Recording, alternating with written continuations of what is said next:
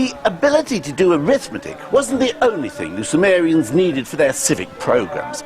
They also needed to be able to keep a permanent record of their calculations.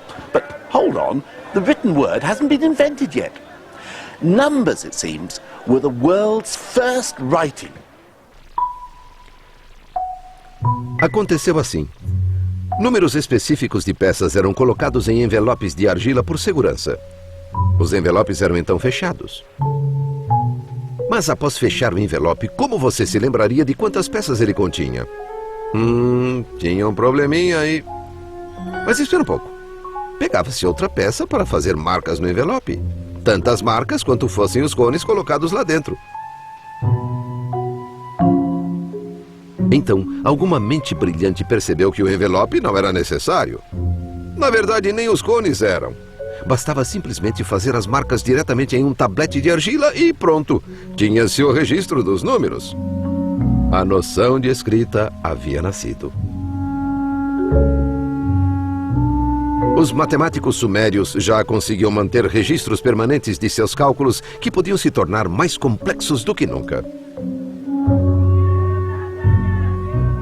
Poucas pessoas eram iniciadas nos mistérios dos números, e elas eram treinadas desde a infância. Tornaram-se uma elite poderosa e muito bem paga que até hoje nós valorizamos. Isso mesmo. O maior presente dos sumérios para o mundo foi o reverenciado contador.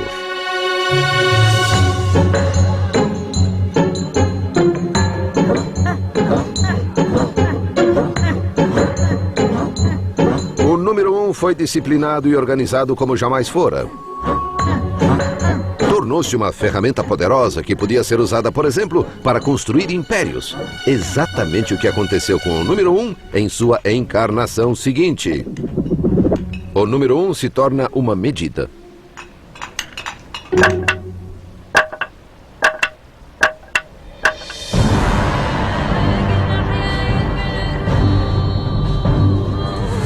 Egito, 3.000 anos antes de Cristo.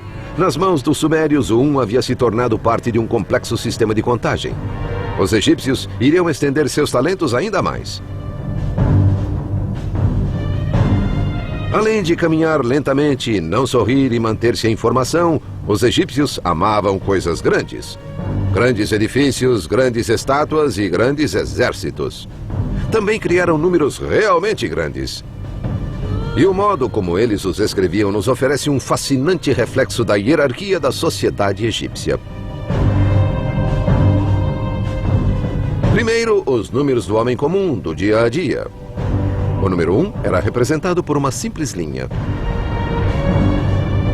O 10 era uma corda. O 100, uma corda em espiral. Todos humildes números para os trabalhadores. Mas então vinham os números para os aristocratas, números para impressionar. 1,000 is a lotus, symbol of pleasure. 10,000, a commanding finger. And then the number for pharaohs, a number the Sumerians never even dreamt of. 1,000,000. The sort of number only a pharaoh would need to count his prisoners.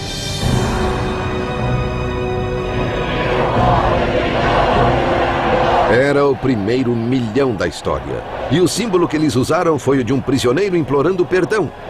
Ou será um contador implorando para não ter de contar mais prisioneiros? De qualquer modo, o número 1 nunca esteve tão ocupado. But one had another job the Egyptians wanted it to do.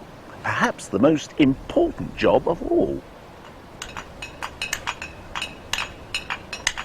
Eles precisavam que o número 1 ajudasse no canteiro de obras. Os egípcios eram construtores entusiasmados e davam muito valor à beleza. Mas é impossível criar belos edifícios sem medir com precisão.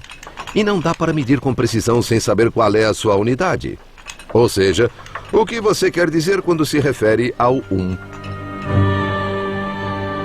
Para resolver esse problema, os egípcios fariam algo que ninguém fizera antes. Definiriam sua própria versão do número 1. Ela se baseou no comprimento do braço de um homem, do ombro à ponta dos dedos mais a largura de sua mão. O número 1 passou a ser conhecido como cúbito, a medida para todas as coisas. A incontestável régua.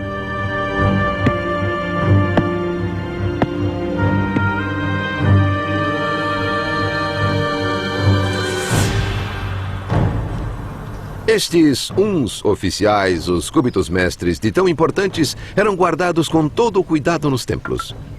Faziam-se cópias deles que eram então distribuídas para que em todo o império, em qualquer projeto em construção, todos soubessem o que se queria dizer com um. And with this simple measuring stick, the Egyptians were able to complete their vast construction projects with astonishing accuracy. Se o número 1 não tivesse se tornado o cúbito, algumas maravilhas do mundo poderiam ser, um pouco menos maravilhosas.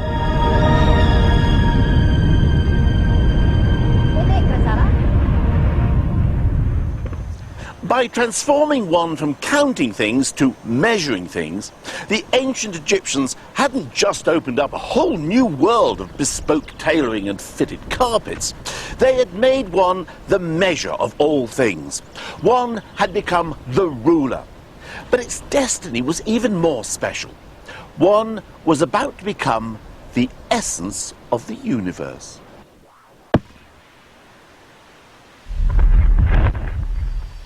O número 1 se torna deus grego.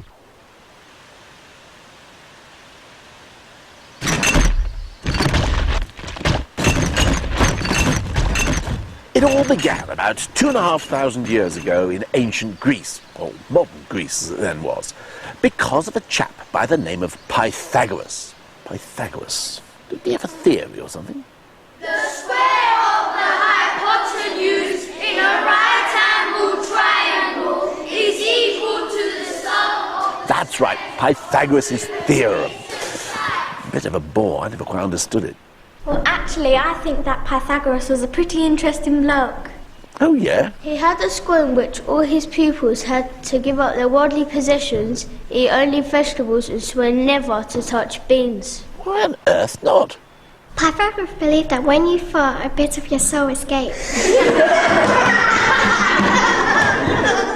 Amazing what you learn in schools nowadays, isn't it? É verdade que Pitágoras tinha lá suas maluquices. Ele estudou no Egito, no Oriente Médio, e quando voltou para casa formou sua escola vegetariana de matemática. Lá dedicou-se a explorar as maravilhas e mistérios contidos nos números. Pythagoras was the first man to come up with the idea of odd and even numbers, and he gave them sexes. One was male, two was female, and so on. Ele também gostava muito de números inteiros, coleções de uns. Percebeu que certos números inteiros assumiam formatos agradáveis. O 3 formava um triângulo, o 4 um quadrado, 1 mais 2 mais 3 mais 4 criavam o 10, que formava um triângulo mágico.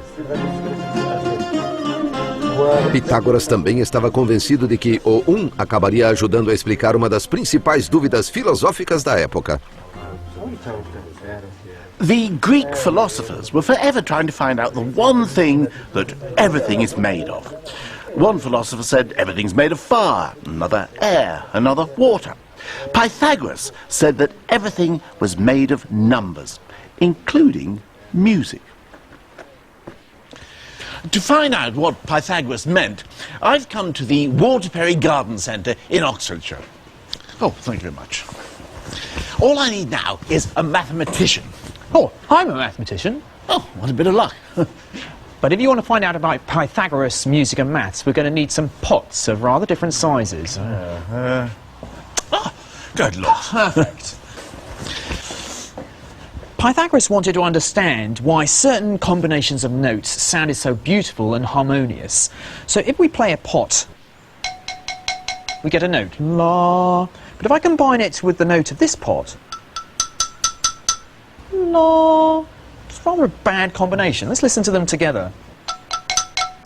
Oh, yes, that doesn't work at all, does it? But if I play this pot here, la, la, that's a beautiful combination. Let's hear them together. But why is it such a beautiful combination? And the answer is mathematics. The relationship between the weights of these pots is in a perfect 1-to-2 relationship. And it's that combination of whole numbers which makes this such a nice sound.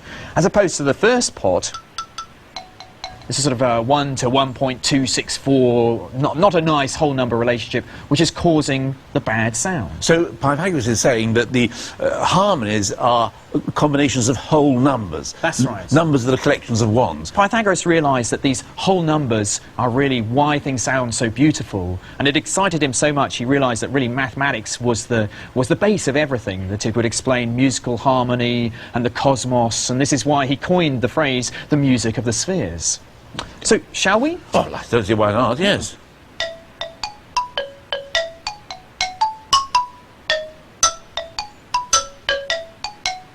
Se a beleza da música confiava nos números inteiros, Pitágoras concluiu o mesmo deveria acontecer com tudo.